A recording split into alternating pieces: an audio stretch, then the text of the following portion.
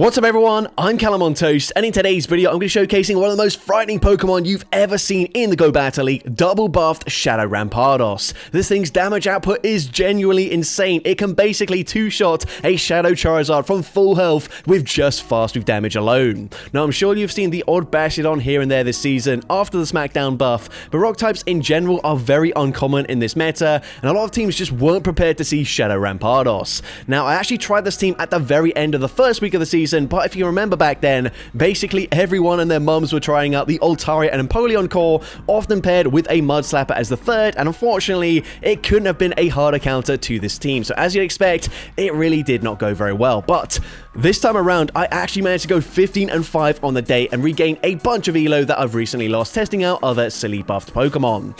Now as for Shadow Crustle, it was essentially there to bait out any hard answers to Rampardos, and for the most part played its role perfectly.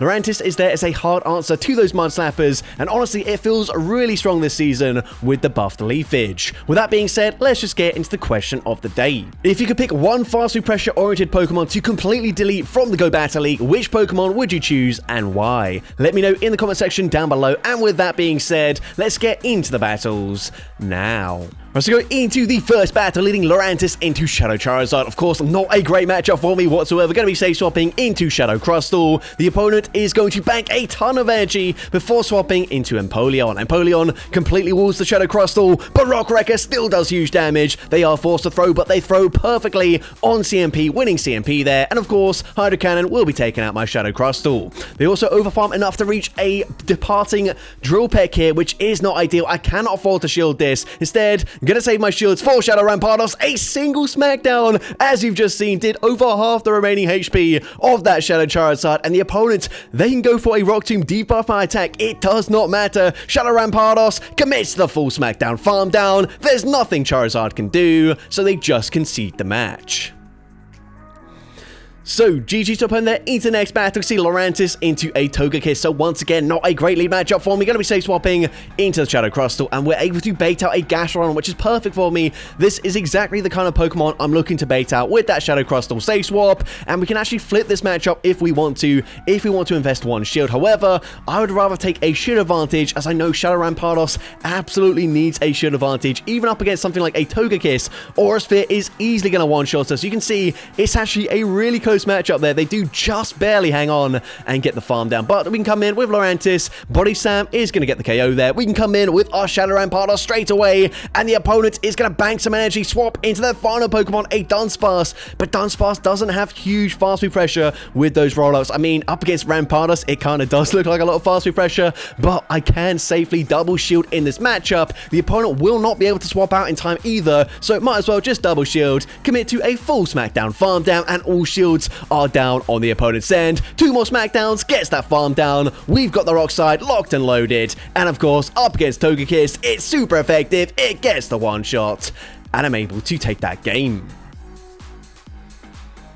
So, GG's up on there into next battle. You can see Lurantis into a Darkspawn. So this is a bit of an awkward matchup for me, just because when you do see a Charmer in the lead, typically they're going to have Mudslappers in the back. It's just a very common pairing. So we're going to go for Leaf Blades here, and then eventually I think I will no-shield this, but I will be forced to swap into my Crustle. So we're going to swap out here. Crustle, of course, hitting for resisted damage. They actually don't come in with a Mudslapper, instead coming in with Primeape, and once again, they resist everything, but Rock Wrecker would do huge damage. The opponent actually ends up shielding. At this point, Crustle gonna no-shield. Rage Fist does not get the KO there, and they can't fully farm me down before I at least reach an X-Scissor, but X-Scissor again resisted damage. It actually grabs the final shield, however, and remember Lurantis is one away from the charge move, so I know I will lose CMP here, but I want to just get rid of this Primeape. Of course, they are double boosted now.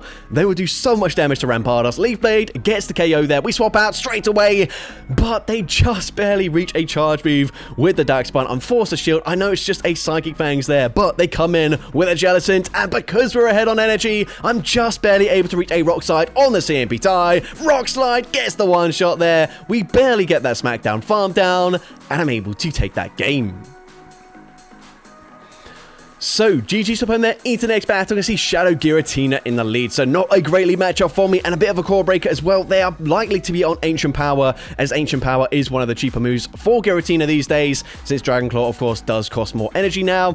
Either way, I'm going to fire off a Rock Wrecker. Rock Wrecker is going to be shielded by that Shadow Giratina, but unfortunately, they will outpace me, and once again, throwing just before I get to the charge move. I'm actually going to double shield my Crustle, which is something I typically do not do, as I need to save shields for the Shadow Rampardos, but they do swap out and my switch clock comes up, so they go for a play rough. We can no shield that. They're gonna have to fire off another play rough to get the KO here, which means I can actually reach back-to-back superpowers. First one does decent damage, second superpower actually won't quite get the KO from this range. However, the opponent ends up shielding it anyways. Now if the opponent commits to a farm down, it doesn't really matter. We've got a Rock Wrecker already loaded on our Crustle, and whilst yes, again, they do completely wall the energy on our Shadow Crustle, Rock Wrecker gets the KO anyways. They come back in with Giratina, and I'm able to reach another Rock Wrecker before they can fully farm me down. But I need something incredibly weak. 2 Rampardos in the back, and unfortunately, Credilli, when all shields are down, is just not that Pokemon. Of course, they can fire off the Grass Knot. Grass Knot, super effective. I mean, Rock Tomb probably would have got the one shot there anyways, but either way, we do end up losing that game. But GG's up on there into the next battle. I can see Alolan Sandslash in the lead. So once again, safe swapping into Crustle, and the opponent is going to stay in, fire off an Ice Punch immediately. I'm happy to no shield this Crustle. Not hugely bulky there, but we can tank it. They come in with a Jellicent, and I'm going straight for Rock Wrecker. Rock Wrecker hits for neutral damage. It does massive damage, and we reach an X-Scissor before they farm me down. X-Scissor actually able to grab a shield advantage. That is huge for me. We can now come back in with Lurantis, and we can commit to a Leafage farm down. If I was on Fury Cutter here, I probably don't get this farm down before they reach back-to-back charge moves, but now we get the farm down. We're just 2 away from the superpower. I actually don't know why I overfarm more than that, but either way, superpower should be grabbing the final shield and swapping into Rampardos, and the opponent panic swaps there. They swap into Lapras, and this game is absolutely over. We can just safely shield up a Sparkling Aria, commit to a full Smackdown farm down, coming out with a double super effective Flamethrower loaded to throw straight away into Alolan Sandslash. It gets that one shot, and I'm able to take that game. So, GG's up in there into next battle. We see Lurantis into Skeledirge. So, once again, not a great matchup for me. Going to be safe swapping into Crustle, and they are going to come in with a Gastrodon. So, I'm going to fire off the X's. Once again, this is a matchup that I can flip if I really want to. And the opponent is going to have to farm up to a Water Pulse, meaning I get to back-to-back X-Scissors. X-Scissor number 2 grabs a shield here. They likely bait with a Body Slam.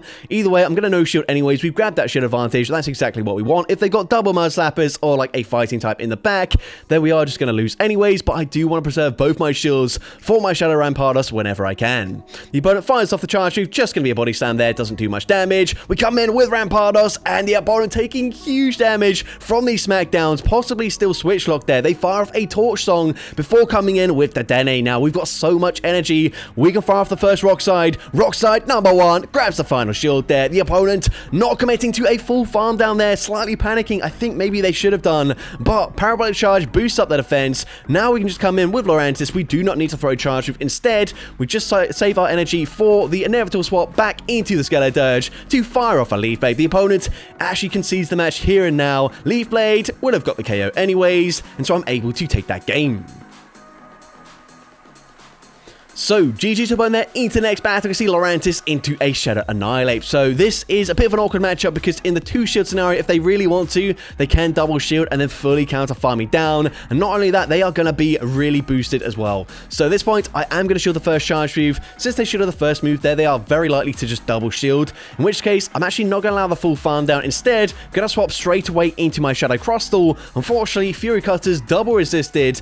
And actually, once again, another Pokemon that completely walls the energy from Crustle, but again, Rock Wrecker doesn't really care about that. We're going to go straight for the Rock Wrecker. Rock Wrecker is going to get the KO. However, unfortunately, I am very low. I'm not going to reach another Rock Wrecker. I'm forced to go for X-Scissor. X-Scissor is going to not really deal that much damage. We can come in with Lurantis. Hopefully, they do throw pretty much straight away. The later they throw here, the less likely it is that Rampardos can get a full farm down. The opponent fires off the foul play there. We come in with Rampardos, and unfortunately, they're already at the next charge move. Foul play might not get the KO from this range. Actually, barely doesn't, but it doesn't matter. They've got Azumarill in the back anyways, and bit of an interesting take on the Azumarill double ghost team because they ran it as an ABA style team there with Annihilate in the lead, but GG's to that trainer anyways. Into next battle, another bad lead for Lurantis as we see a Shadow Kanto Ninetales. They don't farm up to the overheat, so I'm happy to let that go through. They come in with a Furret. We go for Rock Wrecker. That does big damage. Unfortunately,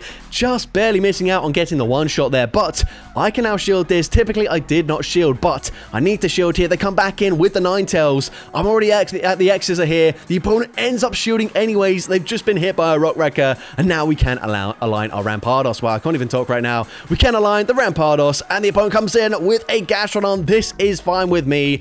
We can, of course, have to let this go through here. The opponent fires off the Body Slam, and I think I'm just going to commit to a full Leafage farm down here. Come out with back-to-back charge moves. Body Slam will get us very low, but remember, Ember doesn't really do that much fast move damage at all, so might as well just fire off the Leaf Blade straight away. Leaf Blade is going to grab the final shield, and now we can play it safe. Fire off the Superpower. Leaf Blade would have got the KO anyways, but Superpower definitely takes out Ninetales, and I'm able to take that game.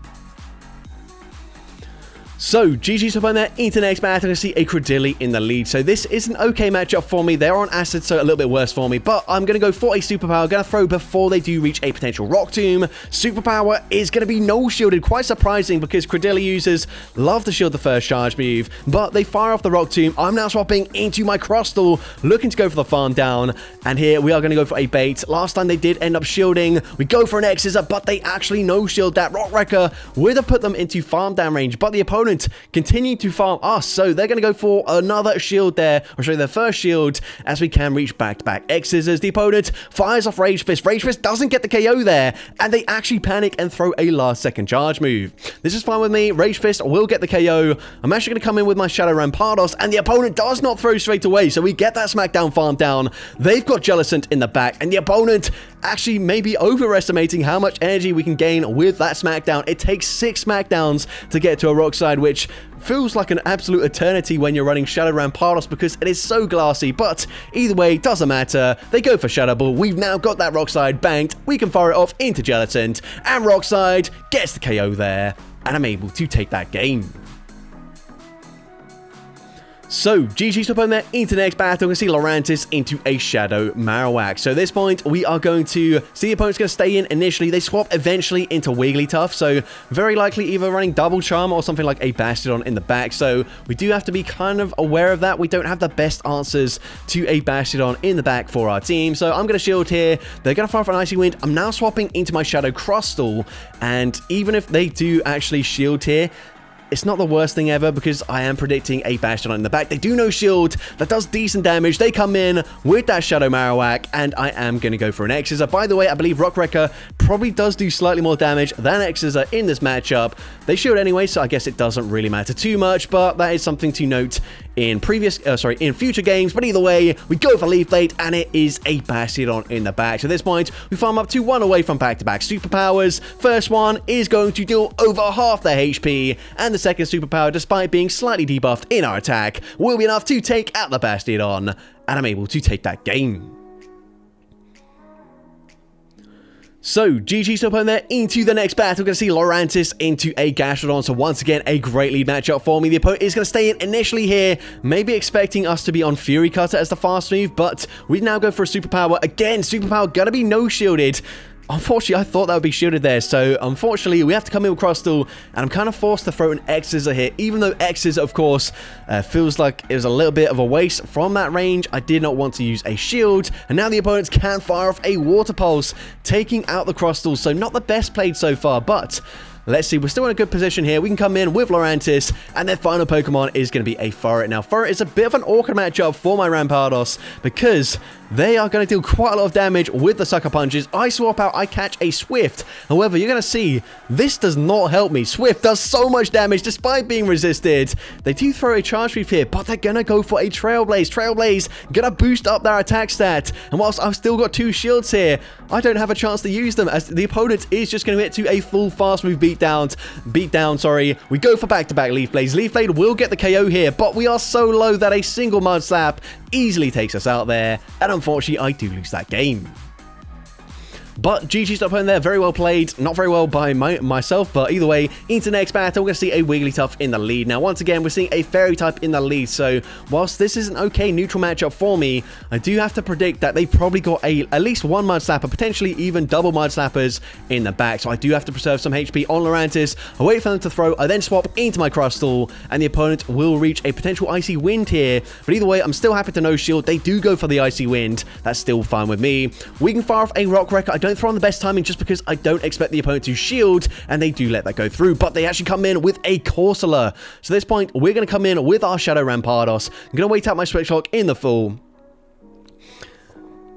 And here, of course, I am going to use my final shield as a Nightshade definitely takes out Rampardos from this range. The opponent is going to swap out, but we bank a charge move. And I've actually got so much energy on my Lurantis. I farm up to back-to-back Leaf Blades. Actually, slightly more than that. Either way, doesn't really make a difference. Rock Slide will be enough damage to take out the Corsola in the end game. But because we actually preserved a little bit more energy there, we can actually reach another Leaf Blade. Leaf Blade from this range doesn't get the KO, but it doesn't really matter. Rampardos comes back in. We fire off that Rock Slide, and again, Rock Slide is enough damage to take out that Corsola, and I'm able to take that game.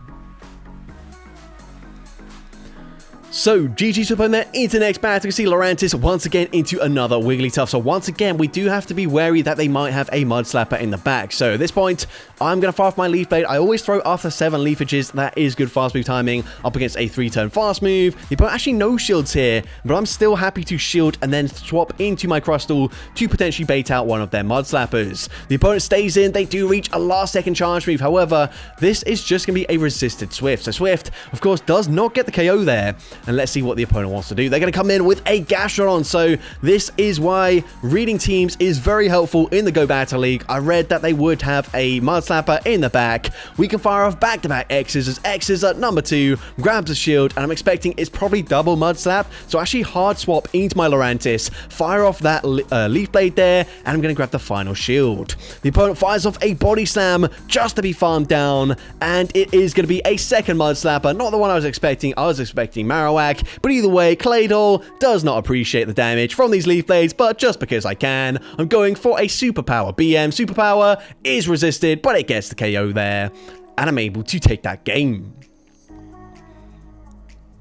So, GG to opponent there, and into one final battle. This was from the first week of the season. We are leading Lurantis into Clodsire. So, Clodsire, not a Pokemon I've seen actually in quite a while, actually, since the Great League came back. I don't know if I have faced a Clodsire, but either way, we are not in the best position as Clodsire kind of beats the whole team, but we can fire off back-to-back Leaf Blades here. Leaf Blade gets them very low, so at this point, maybe I no-shield this. I'm going to no-shield. The opponent goes for a Sludge Bomb, getting the KO there. However, that likely means they don't have Stone Edge, so I will no-shield this. If they go for an Earthquake is going to do big damage there, but we can now overfarm massively, fire off the X-Scissor at the last possible second, and X-Scissor will be getting the KO. The opponent's going to come in, but they come in with a Como-O, and that is not a great matchup for me. Once again, completely resisting everything, but Rock Wrecker does huge damage. We swap into Shadow Rampardos. I should be able to shield once and fully farm down. And the opponent is going to recognize that, so they swap into their final Pokemon. But it's a Talonflame. 4 Smackdowns is all it takes to take out that Talonflame. One more takes out the Como-O, and I'm able to take that game. So that's going to be it for today's video. If you did enjoy it, please make sure you leave a like, leave a comment letting me know, and as well, don't forget to respond to the question of the day if you haven't done so already. And if you want to see more content like this in the future, make sure you hit that subscribe button and turn on post notifications. That way you'll be notified whenever I upload a new video. Now, if you want to take your support to the next level, you can become a channel member with perks including early access to new videos, shoutouts at the end of each video, custom loyalty badges, and custom emojis to use in the comments of every video. I want to say a massive thank you to everyone that has become a channel member already. Your support is greatly appreciated. And with that being said, thank you so much for watching today's video, and I hope you have a great rest of your day.